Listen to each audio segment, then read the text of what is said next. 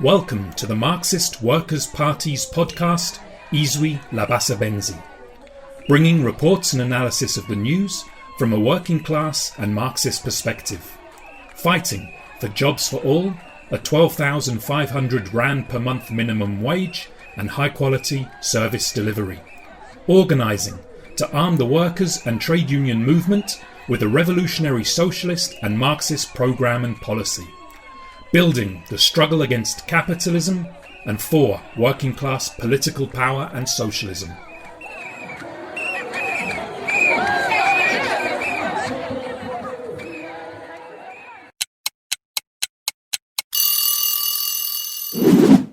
Today is the 27th of November 2020. In this bulletin, Magashule's arrest and the laying of charges against Zuma by Judge Zondo for walking out of the commission into state capture escalate the ANC factional struggle. We look behind the rhetoric to examine the ruling class's deepening crisis of political representation. And further afield, Joe Biden wins the US presidential elections, but his pro-big business presidency will disappoint. And finally, South Africa's unemployment crisis worsens again. The arrest of ANC Secretary General Magashule, facing 21 charges of corruption, fraud and money laundering, has raised the factional struggle inside the ANC to new highs. Following his court appearance, Magashule told a crowd of supporters that he was elected Secretary General by ANC branches and that only ANC branches could remove him. In other words, he made it clear that he does not recognize President Ramaphosa's authority within the ANC and that he and his supporters will contest every single step towards the prison cells in which they belong. Magashule's supporters are a who's who of corrupt and disgraced individuals. They include, for example, Carl Niehaus, the spokesperson of the MK Veterans Association, who falsely claimed his own mother was dead in an attempt to avoid paying debts. And Supra Mahumapelo, the former Premier of the Northwest, whose corrupt administration destroyed service delivery so thoroughly in that province that widespread community protests forced him to step down. In his speech to supporters, Magashule praised former President Jacob Zuma, who is also still desperately trying to avoid going on trial for corruption, and walked out of the Zondo Commission into state capture. Magashule falsely claimed that the only reason Zuma was facing charges was because he wanted to, quote, return the land to the black people. In an indication of the raised temperature of the ANC faction struggle and its ripple effect through the ruling class, Zuma, emboldened by Magashule's support, demanded that Judge Zondo recuse himself from chairing the commission because of an alleged conflict of interest. In turn, faced with the threat of the credibility of the commission following Zuma's walkout after his supporter Dudu Myeni refused to answer any questions when she appeared, Judge Zondo had no alternative but to have criminal charges laid against him, opening up the possibility for Zuma's arrest. Such a development would in itself place an even further strain on the ANC's cohesion. Already, Magashule, who, along with Zuma, is facing an internal ANC investigation for their role in the establishment of the African Transformation Movement to take votes from the Ramaphosa-led ANC, is openly galvanizing ANC branches against Ramaphosa, repeating Zuma's allegations of infiltration of the ANC by apartheid agents. The escalation of the faction struggle in the ANC comes at the worst possible time for the capitalist class. The pandemic has acted as the great accelerator to the crisis of South Africa's capitalist economy, extending one lost decade of economic stagnation to a possible two, bringing a possible sovereign debt crisis years closer than might have otherwise been the case. This was covered in our last News Bulletin podcast. The ANC has been the main instrument of capitalist rule since 1994. In defense of capitalist system as a whole, the party has managed a delicate balance between the different factions of the ruling class and attempted to maintain a certain level of social stability through co-option of the leaders of the working class, particularly in COSATU. However, from a source of stability for capitalism in the first years of democracy, the ANC has turned into its opposite and become a major source of instability. The capitalist class has secured the ANC's collusion in the preservation of capitalism by looting the South African economy. According to Judge Davis, 100 billion rands leaves the country through illicit capital flows every year. Corruption developed to new heights under Zuma's presidency and has, in reality, continued at the same level under Ramaphosa's, as the recent PPE scandal revealed. Originating as a symptom of South African capitalism's economic crisis, corruption is now a major contributor to that crisis in its own right, as well as undermining social support across all classes, not just for the ANC, but for the entire post-1994 political and economic order. The expression this takes in terms of rhetoric and political program varies across classes and factions of classes. Big business and monopolies are screaming for a program of austerity, the cutting of government spending, except where government spending is used to boost the profits of big business, as for example in the planned infrastructure program or the creation of special economic zones. The Ramaphosa government is committed to carrying through this program on behalf of big business, as we explained in our last News Bulletin podcast. But against the background of a stagnant and now shrinking economy, the program increasingly comes into collusion with the interests of another faction of the ruling class, the tenderpreneurs and aspirant black bourgeoisie. In a smaller economy, there are fewer and less valuable company shares to be redistributed through PEE deals. Less government spending means fewer tenders. Just like a gang of thieves, the struggle within the ruling class over how to divide amongst themselves the spoil of capitalism, the fruits of the exploitation of the working class, always a feature of capitalist society, is intensifying.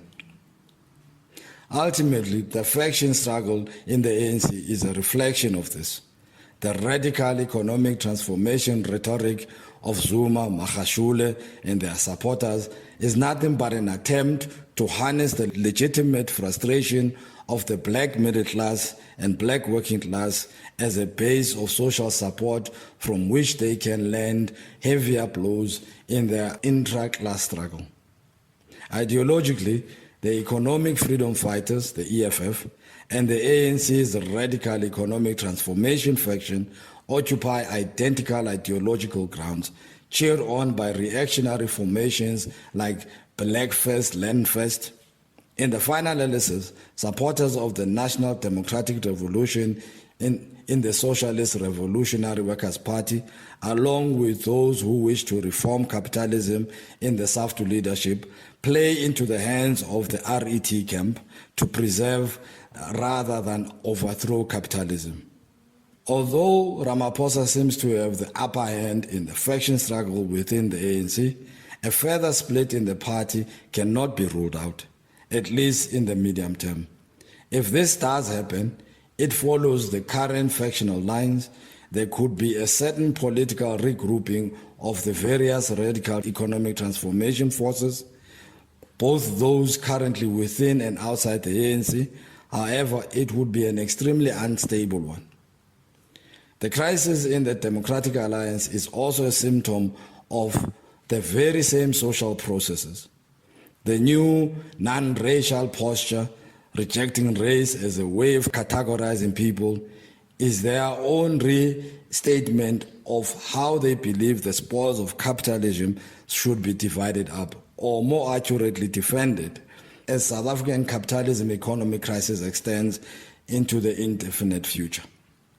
All the parties and all the factions we have mentioned so far have all fallen back on South Africa's racial divisions and chosen to inflame racial tensions to camouflage various class agendas.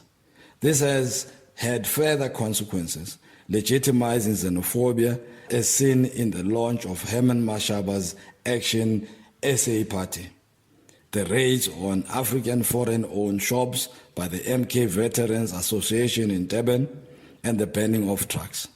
The Afrikaner Nationalist Party, the Freedom Front Plus, whose vote increased by 200,000 in the 2019 election, has stoked racial fears to boost its support. Radical economic transformation is being used not only politically as a cover for self-enrichment, but also for outright criminal activity. AK-47 wielding criminal gangs have brought major construction projects to a standstill, demanding as much as 30% share of profits at gunpoint.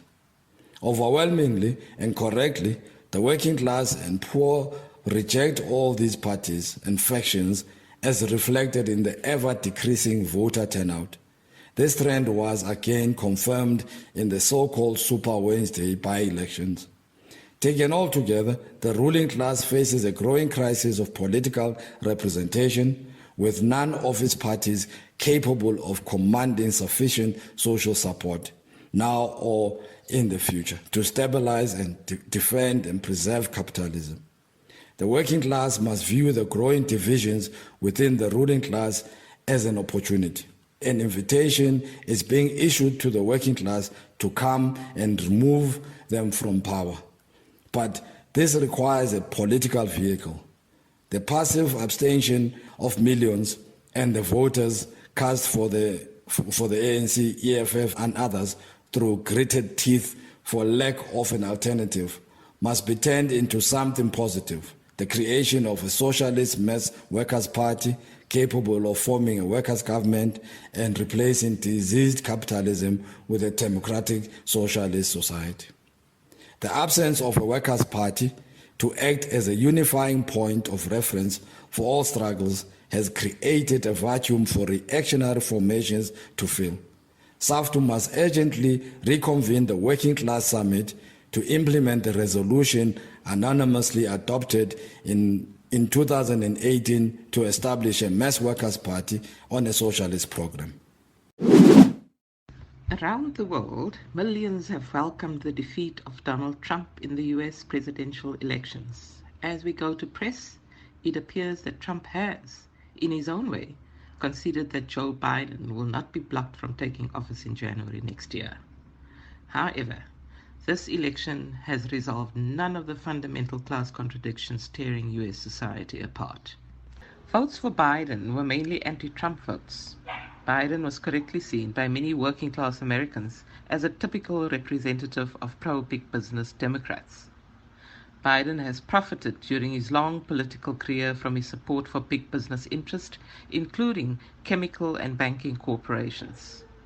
Biden also boasted of his past ability to work with supporters of racial segregation as an example of how he can, quote, bring people together. Biden was an architect of the 1994 mass incarceration crime bill and an active leader in promoting mass incarceration policies in the war on drugs, all of which have targeted Black Americans. He enthusiastically supported the new liberal North American Free Trade Agreement, the Iraq War, and many other reactionary policies. The expected blue wave of Democratic Party candidates defeating Republican Party candidates across the board did not take place. Biden may have scored the biggest ever vote in US history, with nearly 80 million votes, but even this total still represents less than 30% of the US voting age population. Nevertheless, hopes have been raised by Biden's victory. It is important to remember, however, that even bigger hopes were raised by Obama's victory in 2008 when he succeeded the warmongering President George W. Bush. But Obama was followed by Trump. The question now is, who will follow Biden? A Biden presidency could lead to such renewed disappointment that another right-wing populist can build upon Trump's nearly 74 million vote and win the next election in 2024. The Marxist Workers Party is an affiliate of the Committee for Workers International. The CWI and its US affiliate, the Independent Socialist Group, the ISG, supported neither Trump nor Biden in these elections. We called for a vote for Howie Hawkins and Angela Walker's Green Party campaign, which, facing enormous challenges, received over 390,000 votes. The United States two-party system, where two capitalist parties representing the interests of big business and the rich take it in turn to govern without fundamentally changing a thing, needs to be broken and a workers' party built. South Africa's unemployment rate has reached a staggering 43.1%. More than 1 million of the 2.2 million jobs lost during the pandemic are thought to be permanently gone, or rather, permanently gone so long as the ANC remains in power, wedded to the capitalist policies. The question of unemployment and the right to work will become an even more crucial issue for the trade union and workers' movement in the months and years ahead. Unemployed cannot mean unorganized. The trade unions need to take up this task more decisively and raise the slogan, "Organize against unemployment." The principle of once a member, always a member should apply in the unions, with retrenched workers remaining full union members, linked to a struggle for the restoration of lost jobs and democratic workers' control of hiring and firing. The working class must demand that job-shedding big businesses are nationalized under democratic workers' control.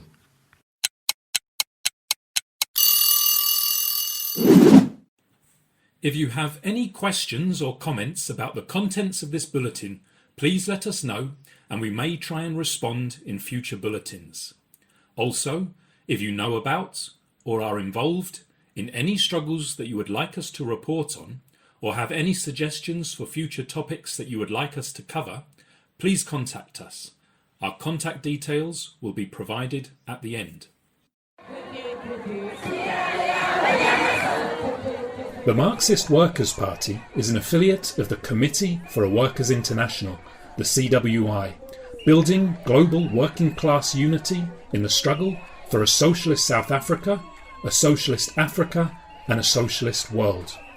If you would like to join the Marxist Workers Party or find out more about us, including building the CWI in Southern Africa, please visit our website at www.marxistworkersparty.org.za or call or WhatsApp us on 081 366 7375.